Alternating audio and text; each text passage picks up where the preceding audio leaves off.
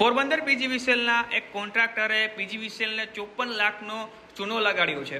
પોરબંદરના કમલાબાગ પોલીસ સ્ટેશનમાં પીજીવીસીએલના કર્મચારીએ કોન્ટ્રાક્ટર સામે ફરિયાદ નોંધવામાં આવી છે। કોન્ટ્રાક્ટરે જે કાચો માલ હોય છે તે કાચો માલ મેળવી જે મટીરિયલ પૂરું પાડવાનું હોય છે તે પીજીવીસીએલને મટીરિયલ પૂરું ન પાડતો હોવાથી પીજીવીસીએલના કર્મચારી દ્વારા કોન્ટ્રાક્ટર સામે ફરિયાદ નોંધવામાં આવી છે। કુલ 54,81,000થી વધુની આ છેતરપિંડી થઈ છે। આ મામલે સાંભળીએ પોરબંદર પીજીવીસીએલના અધિક્ષક એન્જિનિયર આ મામલે શું કહી રહ્યા છે। અમારા પીજીવીસીએલમાં રો મટીરિયલ અમે કોન્ટ્રાક્ટરો અને વર્ક ઓર્ડરથી આપતા હોઈએ છીએ। આ ફરિયાદ પૈકી અમારા રૂરલ ડિવિઝનમાં 62 મેટ્રિક ટન માલ એમને આપેલ છે યાસીન હાલા કોન્ટ્રાક્ટર, અને સિટી ડિવિઝનમાંથી 21 મેટ્રિક ટન માલ સામાન આપેલ છે। એમાંથી વર્ક ઓર્ડરની જે કન્ડિશન હોય તે મુજબ અમને માલ સામાન જે બનાવવાનો આપ્યો હોય વિક્રોસામ ગાયનો સામાન એ બધું બનાવીને એમને ટાઈમમાં આપવાનો હોય, જેથી અમે અમારો પ્રોગ્રેસ પૂરો કરી શકીએ।